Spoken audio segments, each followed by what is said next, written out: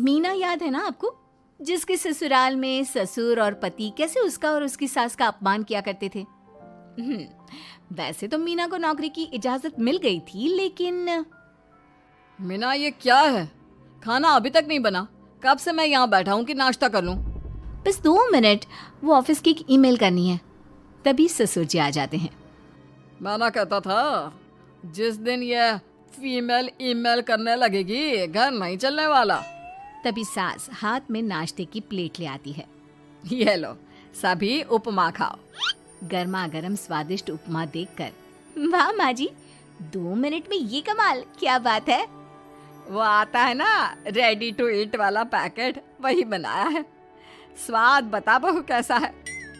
कल तक जो बीवी पति के नाम से ही कांपती थी, बहू के आ जाने के बाद कैसे उड़ रही है, ये देखकर ससुर जी को आ जाता है गुस्सा। हाँ हाँ, पैसे तो पेड़ पर उगते हैं ना, या तेरा बाप दे जा रहा है जो बैठे बैठे पैसे खर्च कर रही है। अरे जरा शरीर चला लिया कर, वरना पता है ना जब मेरा हाथ पड़ेगा तो कैसे काम करती है तू। बहू बेटे के सामने खुद का अपमान सास बर्दाश्त नहीं कर पाती और रोती हुई कमरे में चली जाती है। क्या पापा, क्या जरूरत थी माँ से ऐसे बात करने की? सुबह से कुछ नहीं खाया है, अब जब खाना आया तो रुला दिया आपने। चलिए देखते हैं माँ कहाँ गई। मेरी जूती भी ना जाए उस पागल औरत को देखने। अरे क्या गलत कहा मैंने? बस यही ना कि भाई पैसे बचाओ। अरे कमाने बाहर निकले ना तब पता चले कि कैसे हड्डी गल जाती है। बात तो सही कह रहे हैं पिताजी, माँ को तो बस पैसे उड़ाना आता है। अरे पर माँ ने तो सबके लिए नाश्ता ही बनाया था ना, कौन सा खुद के लिए गहने खरीदे थे।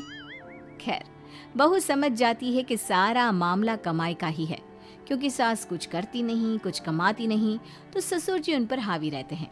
फिर क्या था, अब थी बारी बहू की। माँ जी, दरवाजा खोलिए, देखिए मैं उपमा लेकर आई हूँ, गर्मा गर्म खा लेते हैं।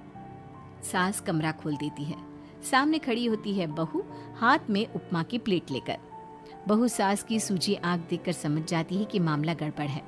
वो बात पलटते हुए कहती है, माँ जी वो आपकी काली साड़ी पर काला ब्लाउज है ना, वो प्लीज मुझे दीजिए।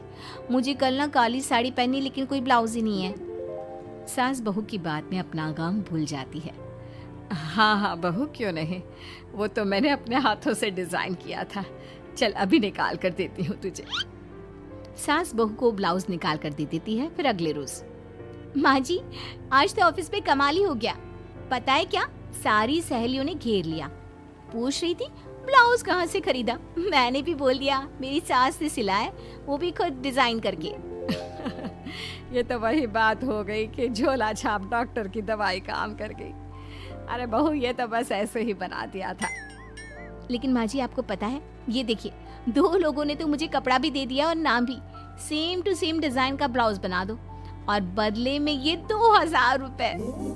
हाथ में 2000 देखकर सास की तो आंखें फटी की फटी रह जाती है। अरे बहू, ये तो कमाल ही कर दिया। ये काम तो मैं कल तेरे ऑफिस जाने से पहले ही खत्म कर दूंगी। सच्ची माँ जी, कैसे इतनी जल्दी?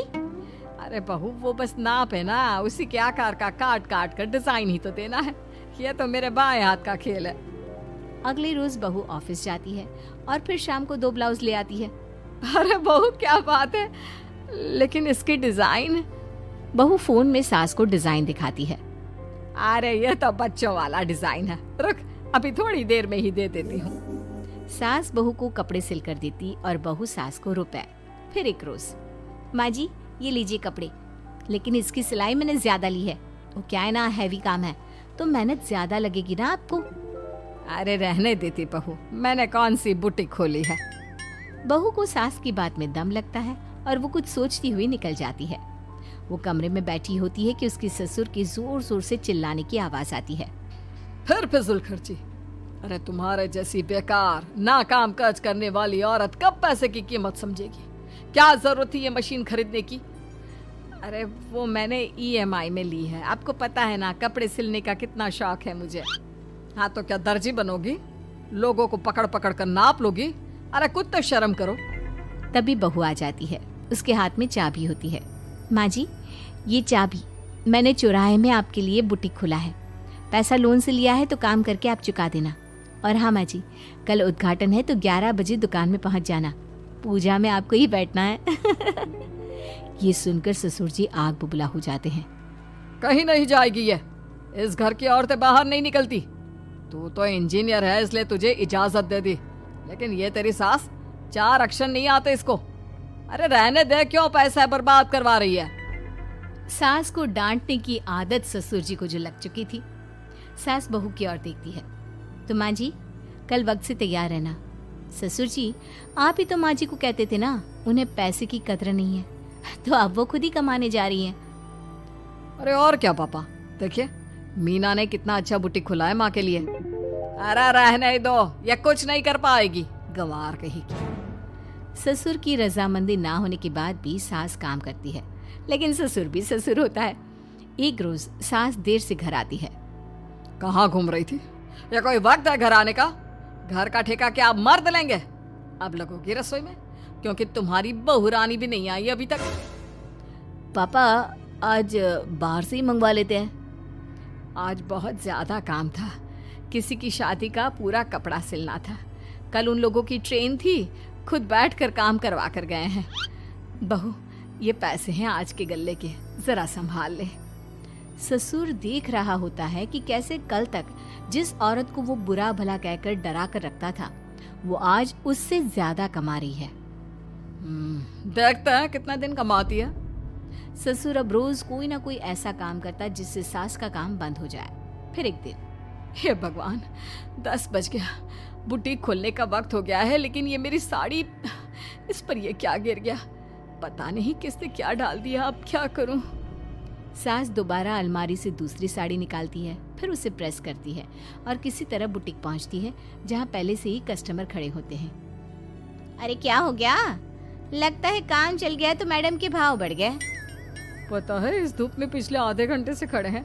पता होता तो वो बगल वाली शॉप में ही दे देते। अरे माफ करिएगा, वो क्या हुआ ना, तैयार होकर निकल ही रही थी कि साड़ी में सॉस गिर गया। दोबारा साड़ी चेंज की तो आप आई। ठीक है, लेकिन अब आ गई है तो जरा जल्दी से कपड़े दे दो, हमें जाना है। सास को कस्टमर की बात बुरी लगती है, लेकिन क्या करती, वो जल्दी से सभी को सारा सामान देकर विदा करती है। सारा दिन काम करती है। वो निकल ही रही थी कि एक कस्टमर आती है। जी, वो मेरी साड़ी है ना शादी की, उसका लहंगा बनवाना है। हाँ, क्यों नहीं, बनवा लो। शादी की साड़ी के साथ इमोशंस जुड़े होते हैं। बिल्कुल सही बोला आपने। परसों मेरी शादी की सालगिरह है, तो जरा बना देना। अरे नहीं, इतनी जल्दी कहाँ तैयार होता है शादी का लहंगा? कम से कम 4 दिन तो। देखिए, आप 2 दिनों में जितना कमाती है ना, वो मैं आपको 1 दिन में दे दूंगी। बस मेरी ये शादी की साड़ी का लहंगा बना दीजिए। सास को भी अब पैसे की लालच आ जाती है।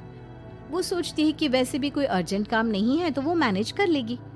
अब ठीक है, नाप दे दीजिए। औरत नाप देकर वहां से चली जाती है। सास सोचती है कि घर जाकर रात में काम करेगी। ये सोचकर वो उस औरत की शादी की साड़ी घर ले आती है।